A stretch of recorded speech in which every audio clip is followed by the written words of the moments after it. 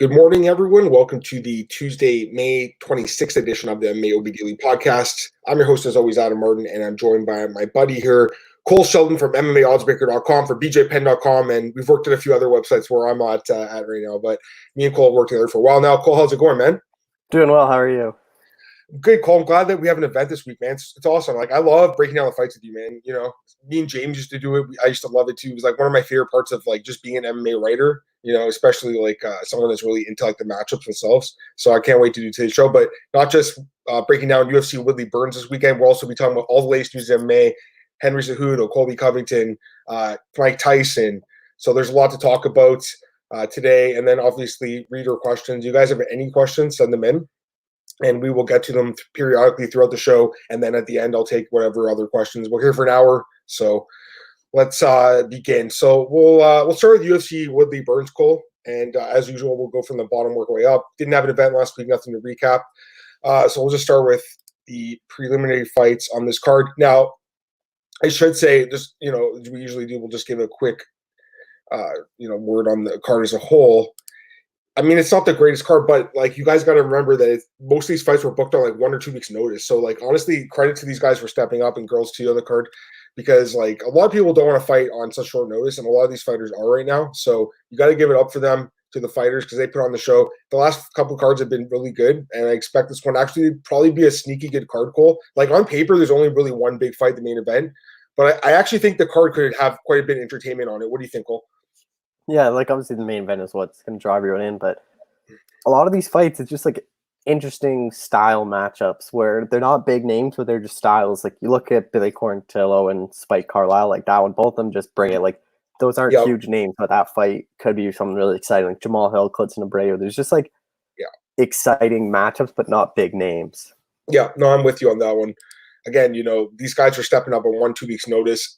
Yeah, some of the fights coming up, like the Jessica I fight, we'll talk about that later. Like that's not like the kind of quality we're used to. But guys, remember, like people are not training properly right now. Like they're doing different type of training with less trained partners, less coaches, and it goes every day is different right now. Like we don't even know if this event's actually going to take place in Vegas. Cool. That's the other thing I should mention. Like it's supposed to take place at the UFC Apex.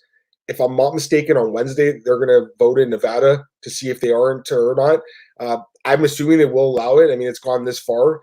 But if it doesn't, they could shift it to Arizona at the last minute. I don't think it would be that difficult for the UFC to pull that off. They have pulled it off on short notice. Like, that's not too far from Nevada, but they want it at the Apex, man. Like, that's where they want to do the event, Cole. It's just crazy how, like I said, every day something happens, Like, we could wake up today or tomorrow and they could change their mind about this. So what do you think, man? You think it's going to take place in Vegas? Yeah, I think it is. I think Dana White's just so keen with Nevada that there's no way they've already promoted this whole event and then Nevada says no. I think Dana White already knows how they're going to vote. I think it's just kind of formality that they have to vote and approve it, but I would be shocked if Nevada says no. Yeah, no, me too, man. I think it's going to happen there, but again, there's always that small chance that something like someone votes against it, or someone prominent has. I don't know. Who knows? Okay. Let's start with this comment here. Turn up MMA. Gentlemen, what's up? What's going on, man? Let's start with the bottom here, Cole. First fight of the night, featherweight fight. It's actually two guys that typically fight at 135, so they're moving up a weight class, which actually happened last week or 2 weeks ago with the Yadong and Vera fight, and another fight that Cole's going to break on later on the show. He's already broken it, but we'll talk about it later. That's another fight that could be up a weight class, which, to me, Cole, actually kind of makes sense. Like, you don't have as much time to train, and these guys' weights are kind of in flux right now, so I think moving up a weight class makes a lot of sense for these guys. Anyways, first fight of the night, Chris Gutierrez against Vince Morales at 145. Current odds, really close odds here. Gutierrez minus 115, Morales minus 105. Cole, who's your pick in this fight? Yeah, this is an interesting fight, and if this event does happen in the Apex, it's going to happen in the smaller octagon, so it's going to be interesting to see how that impacts fights. But in this one, I like Chris Gutierrez. I just think he's the better all-around fighter. He obviously is only UFC losses to Ronnie Barcelos, which is not a bad loss at all. He's one of the top 15 guys. Coming off 2 straight wins, Ron McDonald, Gerardo De Freitas, which is a good win. Morales is coming up the loss to Benito Lopez. That was the one where it was really close. People thought Morales might have won, but I just think Gutierrez is better on the ground. I know he lost by submission to Barcelos, but he has a lot of submission wins. He has some knockout power. At 45, I want to see if he has more power where he can drop Morales, but Morales is a tough guy. He's hard to finish. I think Gutierrez is going to get it done by decision. Yeah, good stuff there, Cole. I like your breakdown a lot. If you guys want to throw your picks in the chat, I should mention that. Go ahead, because we love to the back and forth. Disagreement or agreement's good. In this case, I'm going to agree with Cole to start off the night. I do like Gutierrez quite a bit. I was surprised the odds are so close right now. He did open up a little bit bigger. He opened at minus 150, so Morales is getting some early love from bettors. But I think sharps are going to hit on Gutierrez here, Cole. I think he wins this fight, man. I like him. The guys look pretty good in the UFC. He's 2-1. Like you said, the loss to Barcelos, no shame in that loss. Barcelos is an absolute beast. He's a really good fighter. Since then, beat up Ryan McDonald and Geraldo de Freitas. Obviously not too, spectacular wins by any means, but still solid victories. Like, he looked good in those fights. Good striking, good kicks, good pace. This guy can win decisions. So I like that about him. At 145, you're right, Cole, he might carry up some more power, which would be nice to see because his 2 wins in the UFC are by decision. But either way, I like his striking attack quite a bit. Morales, on the other hand, he's kind of struggled a bit in the UFC, 2-2. But his fights have been competitive for the most part. He's going to decision, so he's able to tough it out for at least 50 minutes. Just depends what the judges say. I'll be honest, though, I haven't been too impressed with Vince Morales.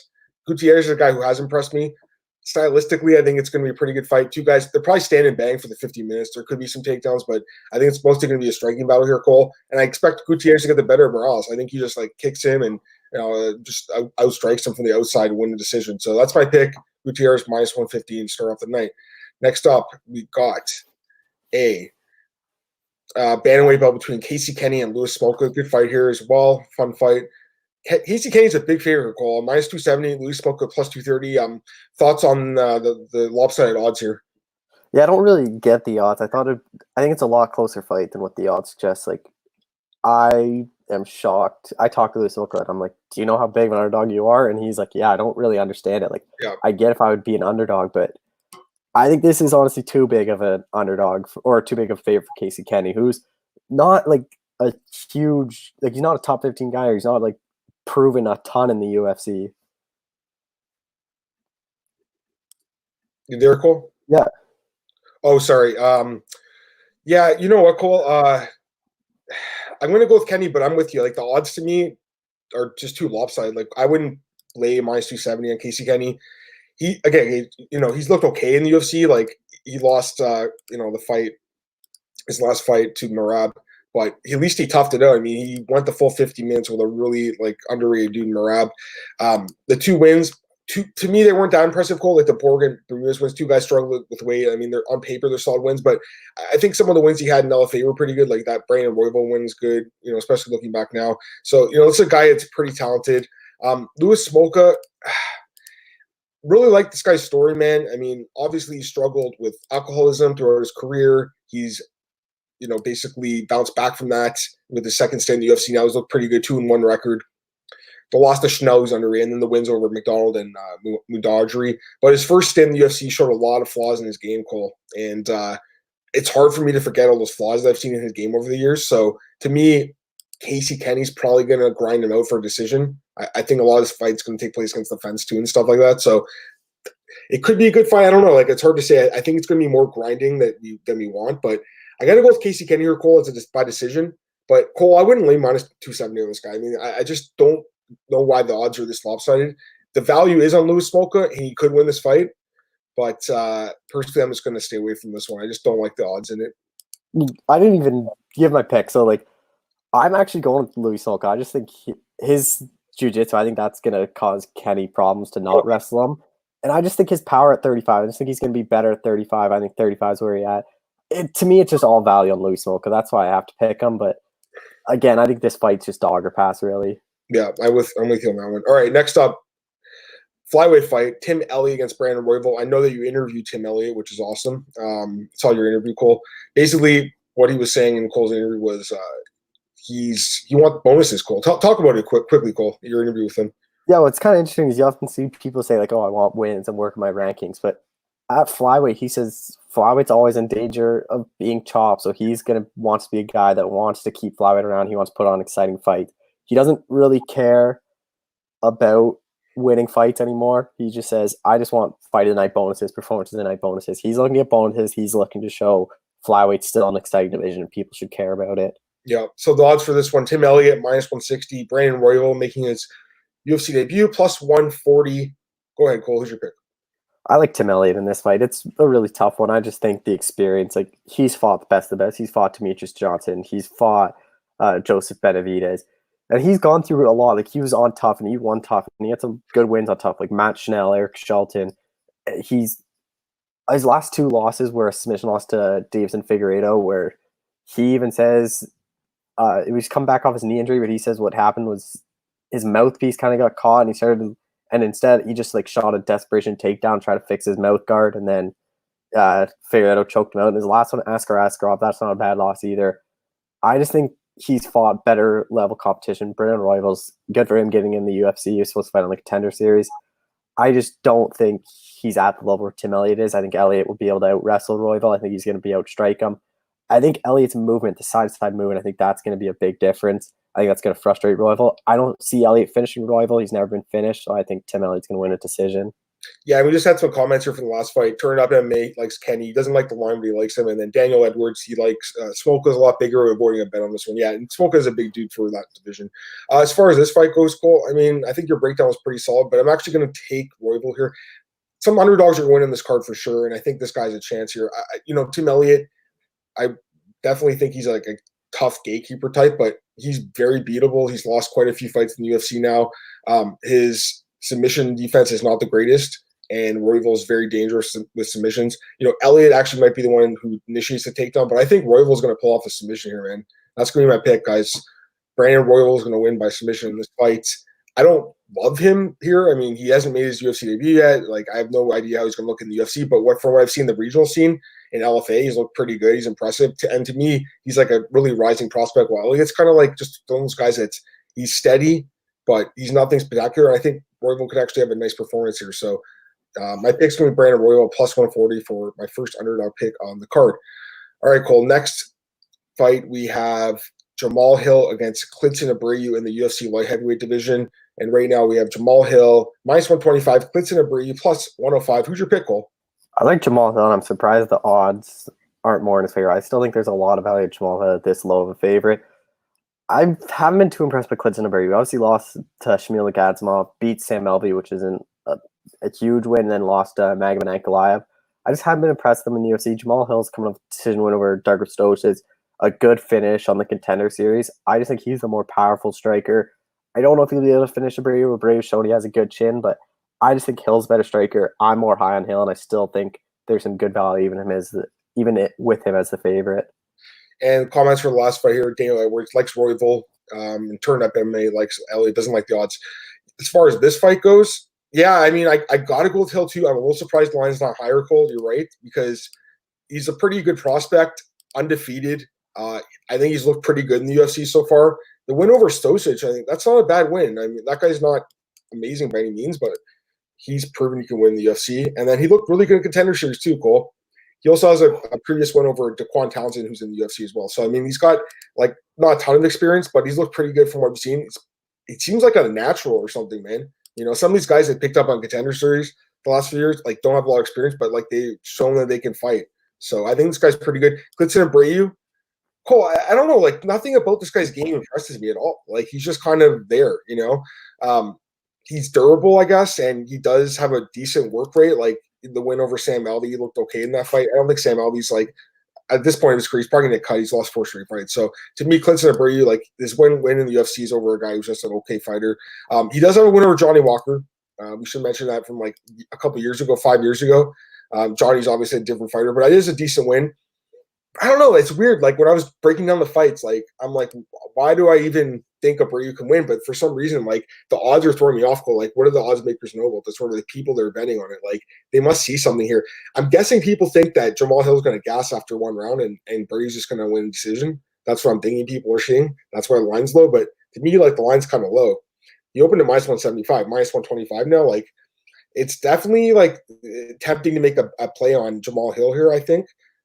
This is definitely a fight to look into a little bit more, but I'm definitely more impressed with him. I think he should win this fight. I got to pick Jamal Hill, man. Probably decision just because Abreu hasn't really been finished in the UFC yet, but maybe he could get a knockout. But, if it does go to decision, Cole, I am a bit worried about the guy's cardio too. So, like, it's one of those fights where I'd like to see more from Hill. But, the win over Stoches did prove that he can at least go 50 minutes with the UFC caliber fighter. So maybe he can do that, but possibly he can get the knockout here too. I do like Jamal Hill, don't get me wrong. It's just something about the line and the way it's moving is throwing me off. Like, what are people seeing that line? Anyways, next fight, Billy Quarantillo against Spike Carlisle. Is a catchweight, 550 pounds. It's weird how this is a catchweight fight, right? Cool. Like, no other fights are catchweights. And Dana White and the matchmakers were like, we don't like catchweight fights. We want fights in divisions. That's why guys are fighting up a weight class. Why the hell is this fight 150 then, Cole? I know, why not just do 155? Like, yeah, exactly. It's kind of weird, right? Like, I mean, I'm fine with it if these guys like it. Like, it's cool. Unless one of them don't even weigh 155. Yeah. That's. I mean, I'll just have to eat some bad food in the morning. Last fight, by the way, turned up at me. He likes to bray you. So I mean, there's definitely some people that like him out there. And then Dan Edwards is talking about the other fight. All right, so this fight, go ahead, Cole. I mean, right now we got Billy Quarantillo minus 155. Speaking of 155, and Spike Carlisle plus 135. Who's your pick? Yeah, it's definitely interesting. Spike Carlisle impressed me in his last one where short notice beat Elon Cruz in the first round. I did not expect that. But Billy Quarantillo, I have to go with Billy Quarantillo. He's just the more experienced guy. He's been a guy on tough, worked his way, didn't get signed up to tough because he lost to Cecil Rogers, worked his way back up. He's on a long winning streak. Good win in his debut, a submission win over Jacob Kilburn. Knocked out Camille Kirk on the Contender Series. I just think his experience, he's good everywhere. I think he's the better striker. I think he can take his fight down to the ground. I think that's where Carlisle won't have as much success as on the ground. But Carlisle, we've seen he's a tough guy. So I don't know if Quarantillo will be able to finish him, but I like him to win this fight. I think he might be able to earn TKO win, but if not, it'll be a decision. Yeah, I mean, these guys are not big names, but this fight should be pretty good, I think. This probably could be one of the better fights in the card, Cole. Two exciting guys. Quarantillo looked good in the UFC with that one win over Gilbert, and then, of course, on the Contender Series with the win there. Overall, I mean, the guy's pretty impressive for sure. I think Carlisle's been impressive too, though. You know, the winner against Elon Cruz was super impressive, and he's a guy with a lot of knockout power, as we've seen throughout his career. This is a great fight, you know, Cole. I think someone probably gets finished in this fight. These are two guys that are kind of at the bottom of this, whatever division they're in, I guess 145. But, you know, they need a win here. So, to me, it's going to be a good fight, and someone's going to get finished. I'm going to pick Spike Carlisle, man. I'm going to go with the underdog here. Was really impressed with the Elon Cruz win by knockout there. I mean, Quarantillo's look good too, don't get me wrong, but he has been knocked out before. I think Spike Carlisle can catch him and knock him out. That's going to be my pick, guys. Taking a shot in the dark here. Spike Carlisle by knockout would be my pick on that one. All right. Next fight, Cole. Women's flyweight bout between Katlyn Chookagian and Antonina Shevchenko. This is the last prelim on the undercard. Shevchenko minus 140, Chookagian plus 120. Cole, who's your pick in this fight? I have to go with the underdog, Katlyn Chookagian. I do not get these odds whatsoever. I don't know why Antonina Shevchenko is a favorite. Maybe it's just because of her last name, but Katlyn Chookagian's a way better fighter. We saw Antonina Shevchenko get a step up, and that was Roxanne Modafferi, and I think Katlyn Chookagian's a lot better than Roxanne Modafferi.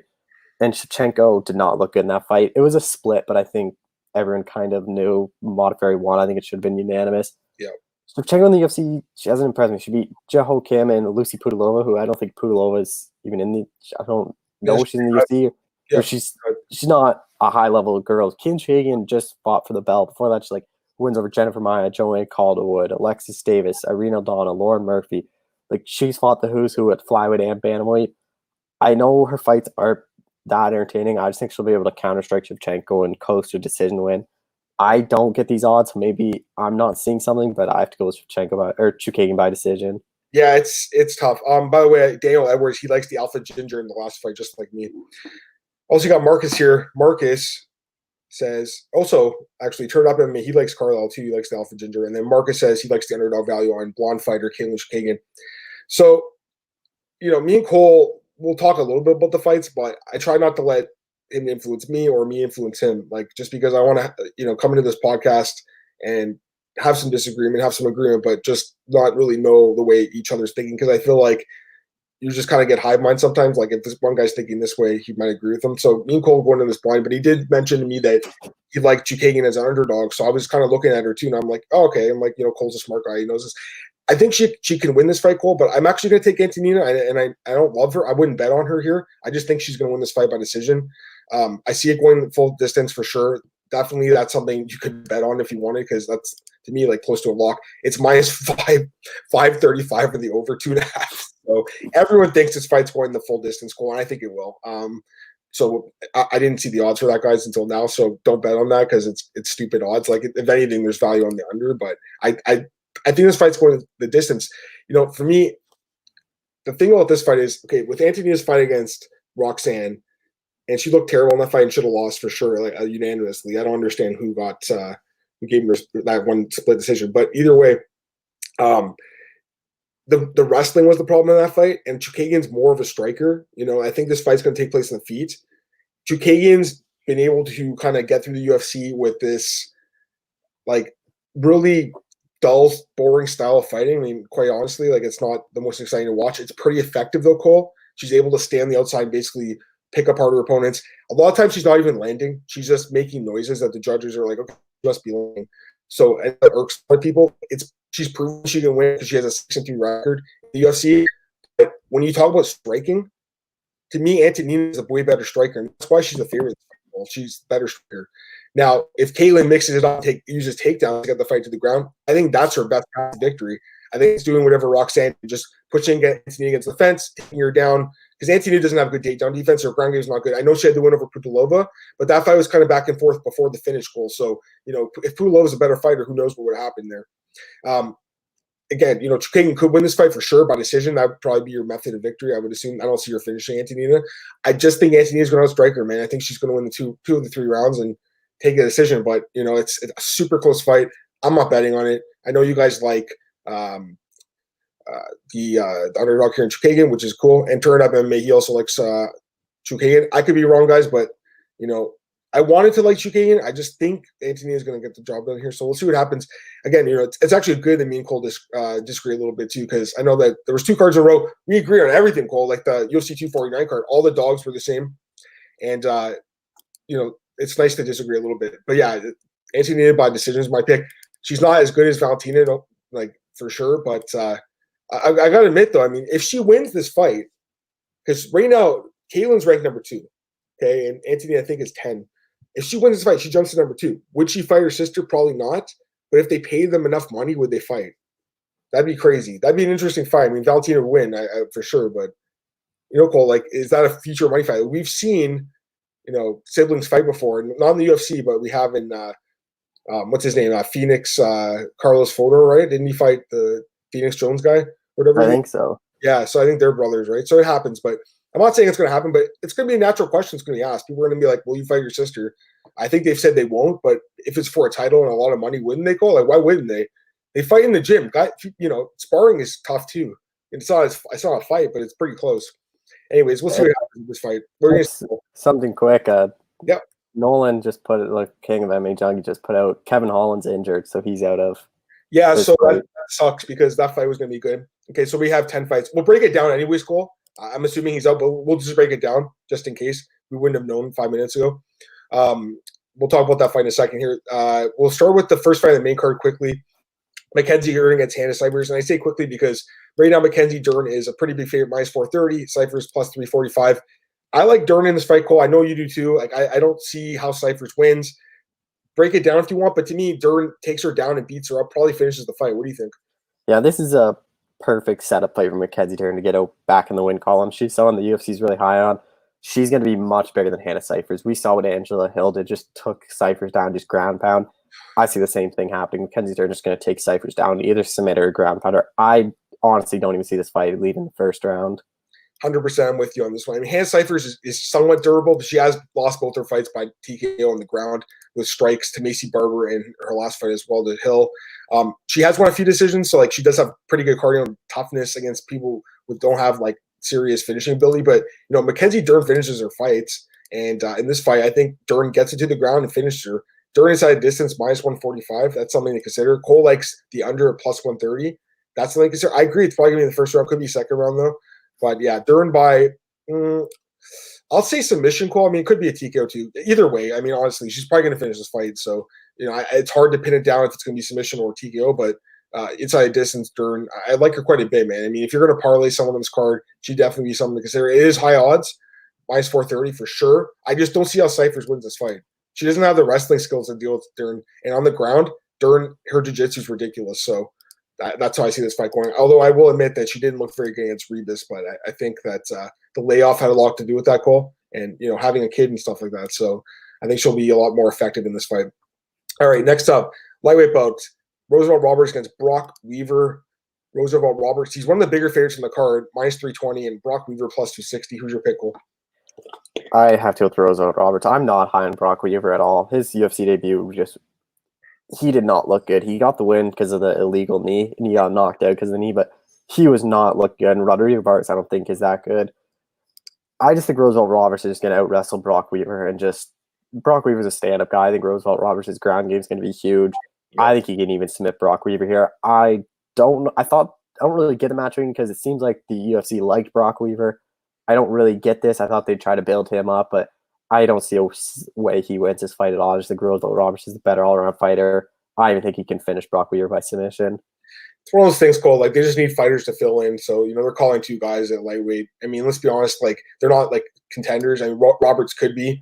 He's looked okay in the UFC. The loss to Pichel does bother me still. Like I thought he'd win that. I was really surprised when he lost that fight, but he looked good otherwise. Gifford, Yakovlev, Horcher. The Yakovlev win showed that he can compete with like a really big dude. And Brock Weaver, he's a guy that honestly, Cole, like Dana White signed a lot of guys for Contender Series last year. I don't think he should have been signed. He basically liked his personality. It wasn't, and the fight I guess was kind of exciting, but I didn't see like UFC caliber fighter here. I could be wrong. Maybe he turns into a pretty good. He's on a 5-fight win streak, but Cole, 2 of those wins are by a DQ. Like he's not even really winning these fights, guys. He's won 2 of them by DQ. You also had that loss to Joe Riggs, which bothers me, Cole. He lost in bare knuckle to an aging Joe Riggs. That really bothers me. So I don't think that this guy is UFC caliber, quite frankly. I know, again, Dana White likes him. That's cool. I'm not seeing it with Brock Weaver. I think Roberts just grinds him out here, man. Probably gets a decision win. I don't see a finish, but, Weaver, I guess, could be stopped. He has been submitted before. It's possible. I'm thinking, though, it's probably going to be a decision for Roberts. I don't like the odds, though. Minus 320, I don't like them. So I personally wouldn't lay that. If you're going to bet a bigger favorite here, if you really need to, I would say Dern is like a better bet, but people are betting on Roosevelt Roberts because the line keeps going up. It was minus 290, now it's minus 320.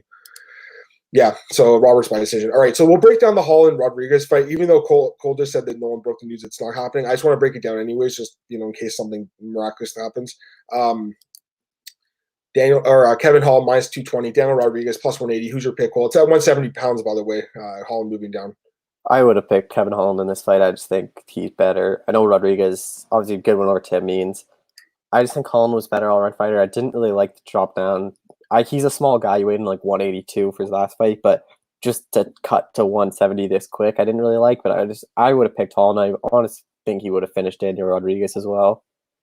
Man, I think this would have been a tough fight to pick, personally. I think this was one of the tougher fights with Holland moving down in weight, taking the fight on 2 weeks, he's fighting 2 times in 2 weeks, basically. That's crazy to me, too. I know his last one was quick, but cutting weight twice, especially cutting down to a lower weight class, that's nuts.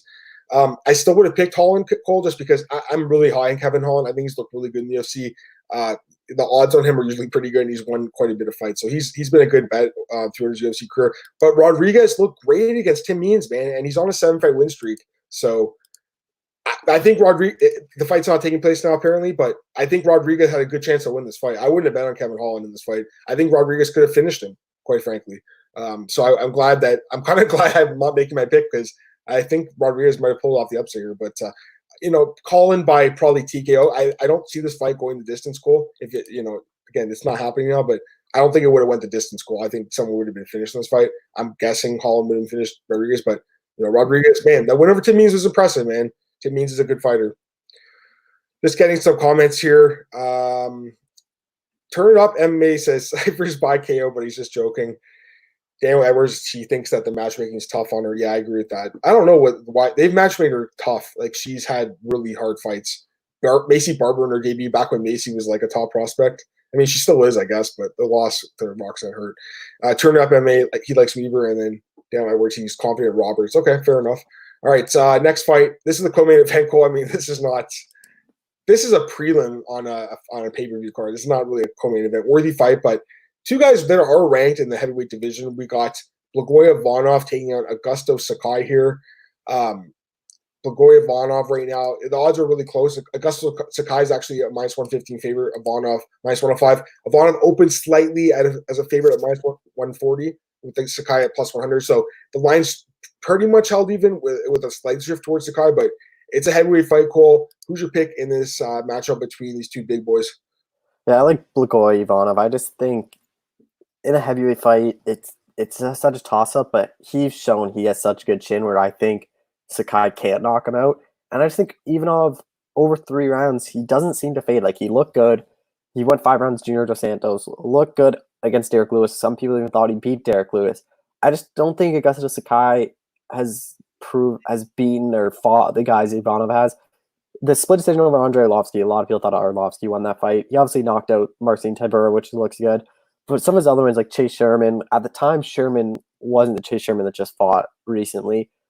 I don't think he's on the level of Blagoy Ivanov. I just think Ivanov's striking. I think his sambo wrestling is something he doesn't use, but I honestly think he might use against Augusto Sakai just to score some takedowns, get some points.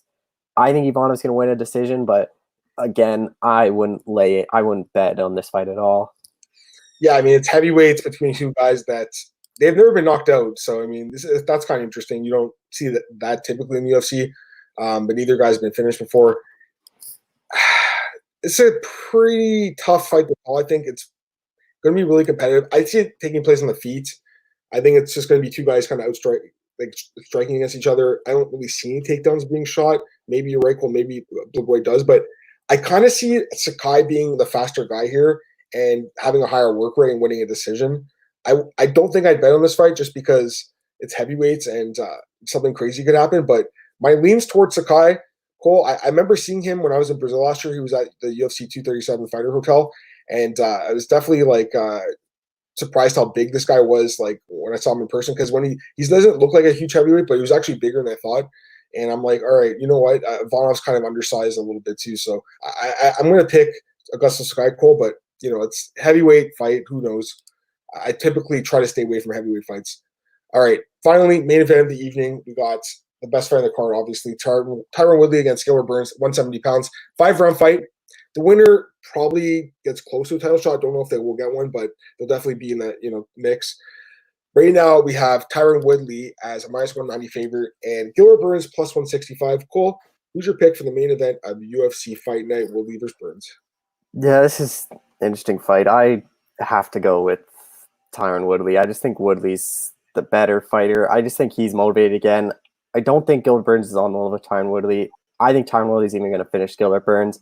I think Burns won't be able to. His path to victory is obviously on the ground. I just don't think he will be able to get it. Woodley has such good takedown defense. I think Woodley can just piece up Burns and TKO him in the 3rd or 4th round. Damn, dude. I don't think you're giving Burns any credit here, Cole. I'm surprised because you've been all over him the last few fights, man.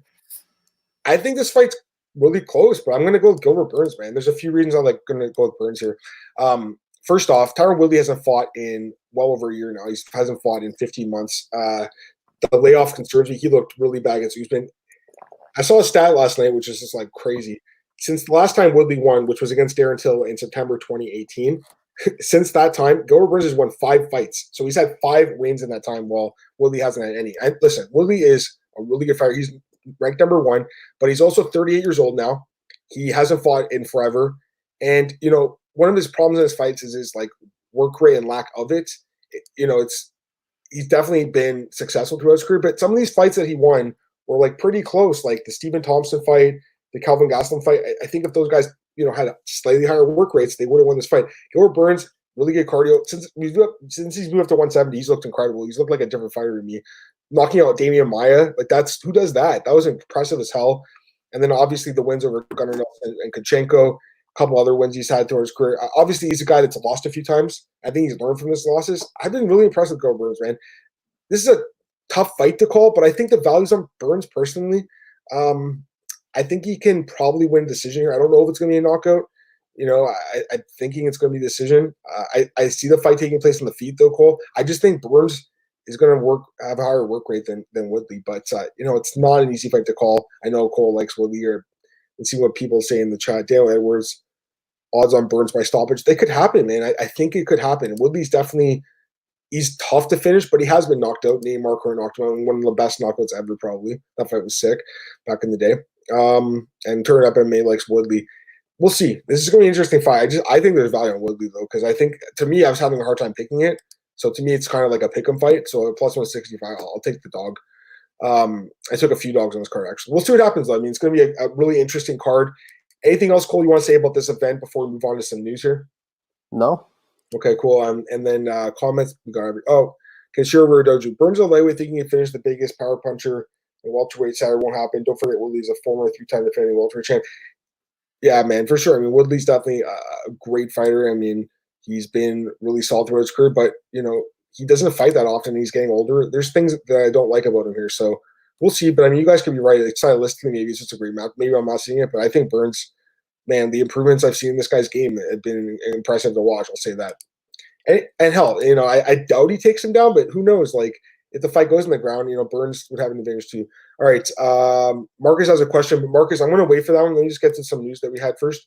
I want to start with Henry Cejudo here, Cole. So Henry Cejudo retires from MMA, and the UFC men's bantamweight title is now vacant.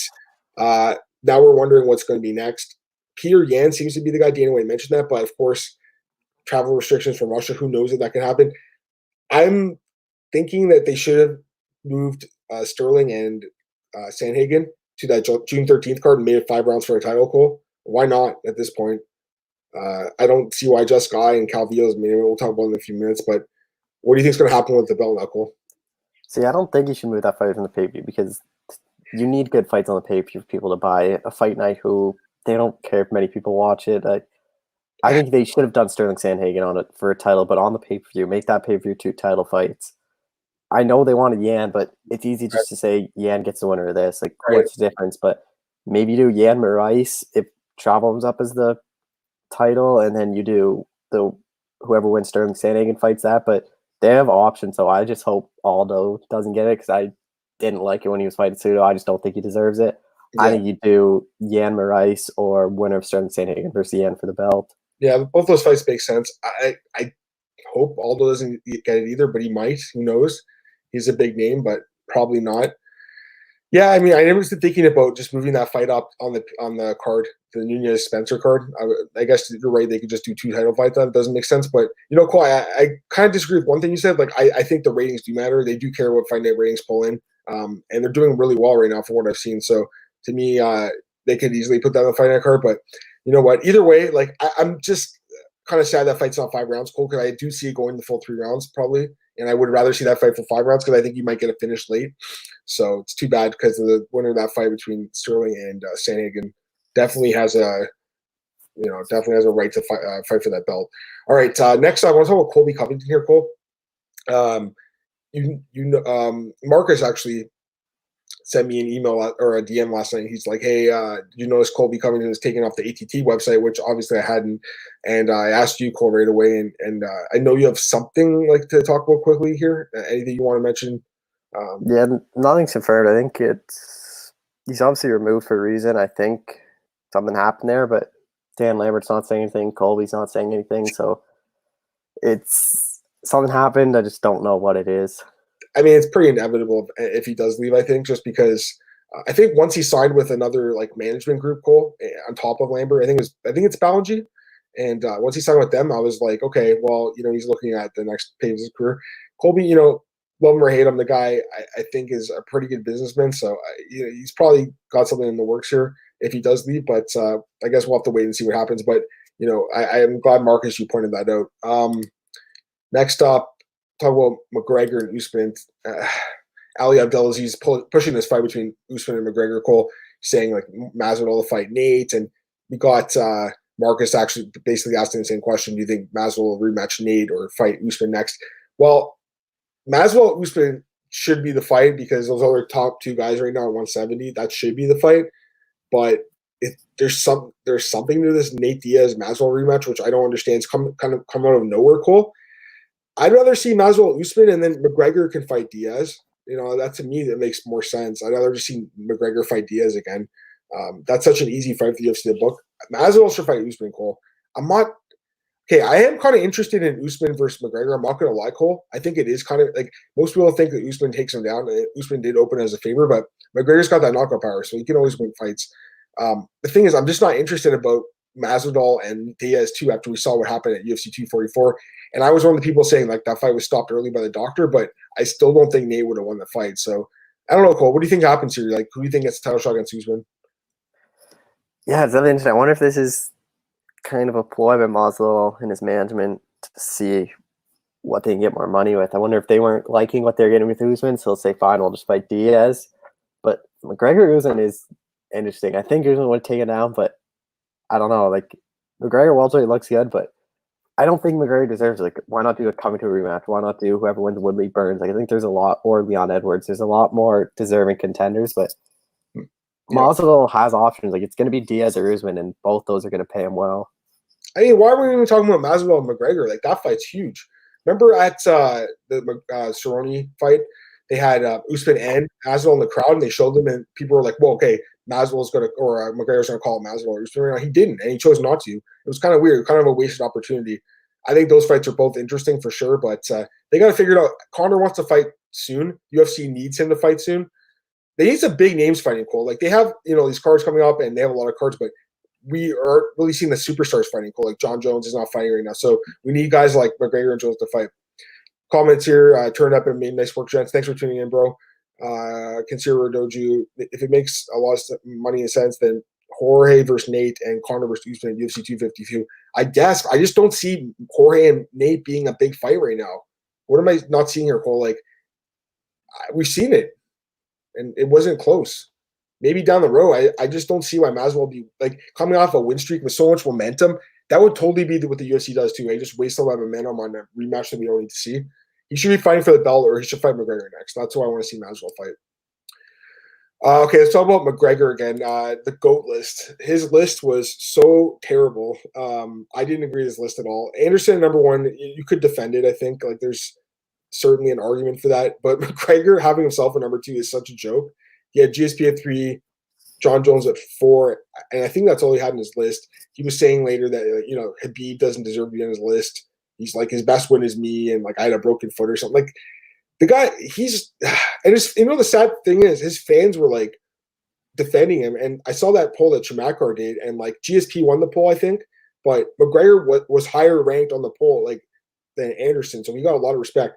To me, John Jones is the best ever, Cole. Like, he's number 1, and then GSP Anderson. I think those are the top 3 guys personally. McGregor wouldn't crack my top 5.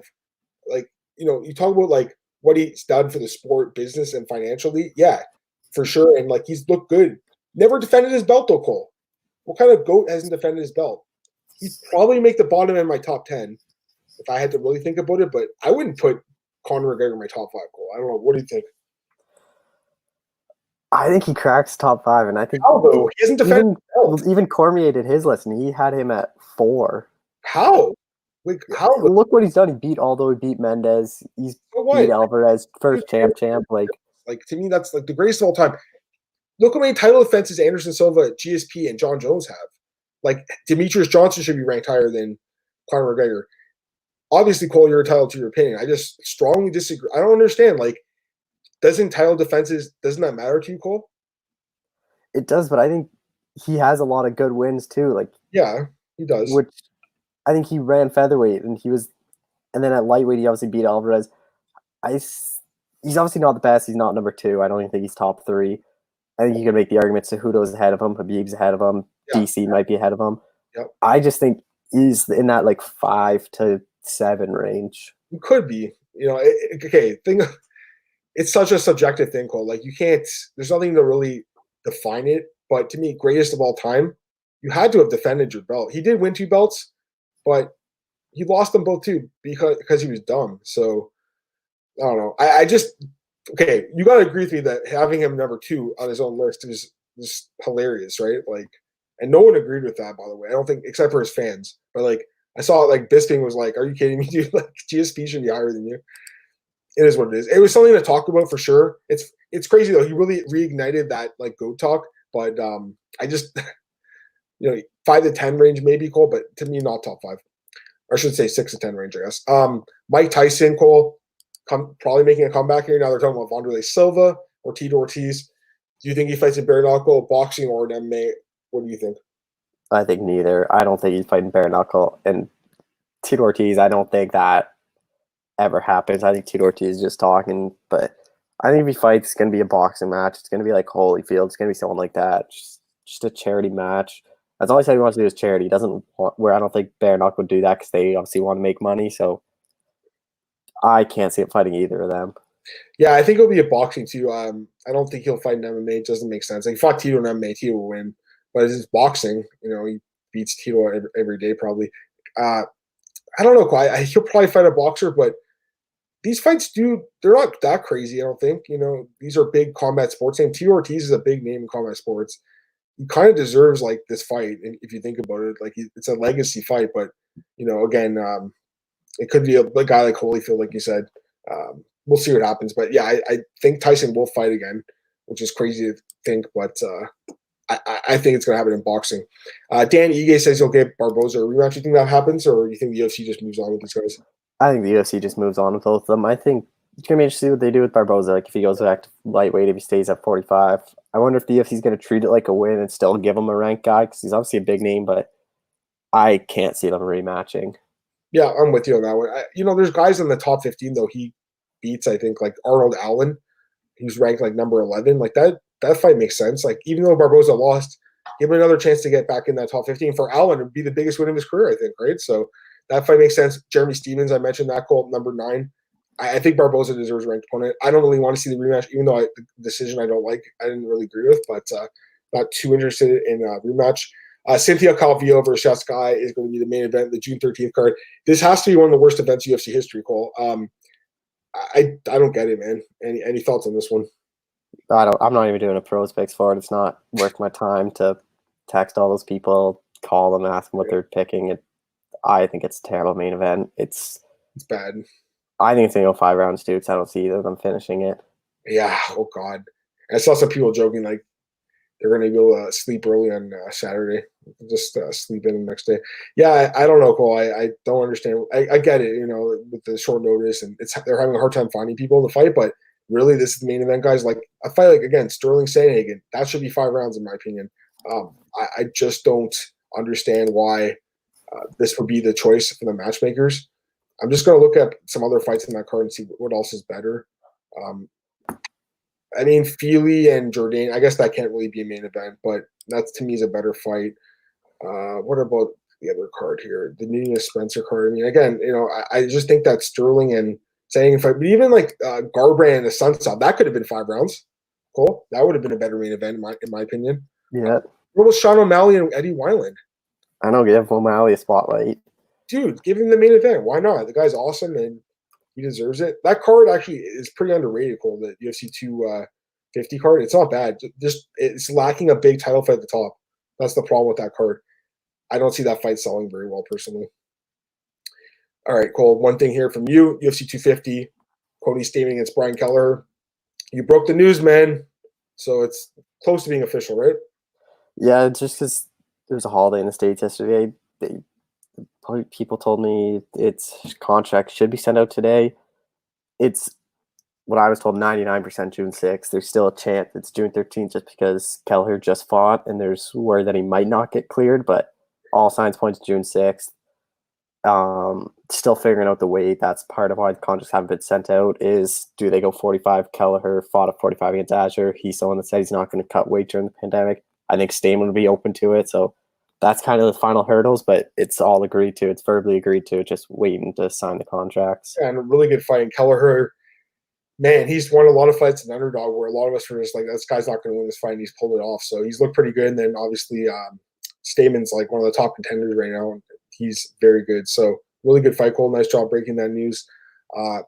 Anything else that you've heard, Cole? Any other rumors or fight announcements that you've just kind of heard? No, nothing. No. I'm sure we'll see more stuff pop up. These cards are kind of filling up. June 13th card still needs a lot of fights. Yeah, I'm sure this week. I think probably on the broadcast Saturday, you'll see the official UFC 250 lineup because there's still only 10 or 11 fights. I think they're going to add a couple. Yeah. And then I think even the rest of this week, early next week, you're going to finalize the June 13th card. Yeah, you might see some like newcomers kind of get signed for that card. All right, Cole. Anything else you want to talk about? Anything we missed? I think we've got everything that I want to talk about. Anything else that you want to talk about, Cole? No, I think we got everything. All right, cool. Cole, plug your stuff, man. Let's get out of here. Yeah, Twitter, HackleShot91. I talked to Tim Elliott. Talked to a bunch of people on this card. just everything's always on my Twitter for everything I do. Yeah, definitely follow Cole. He's a must follow. You guys can follow me on Twitter at MMAdammartin. I'm available at bjpen.com, MMAoddsbreaker.com, and MMAratings.net. This week, opening odds and main event preview over at MMAoddsbreaker.com. MMAratings.net. I have an article coming up on the next phase and block of the UFC events in Vegas, and also a main event closer look, and then bjpen.com for the news. You guys can find this podcast obviously at YouTube. It's also available on iTunes, Spotify, a bunch of other places. Please subscribe. Tell your friends about it, guys. I appreciate that. Trying to grow it slowly but surely. I think you guys know we do a pretty good job on here, so definitely, we appreciate you guys spread the word about it. And once again, anyone who sent a question or a comment or just watched or listened, really appreciate it, guys. Cole, appreciate you joining me, man, as always. And guys, thanks for tuning in. I'll talk to you guys on Friday for the next edition of the podcast. I'll be here at 10 a.m. on Friday morning. Have a good day, everyone. See you later. Bye.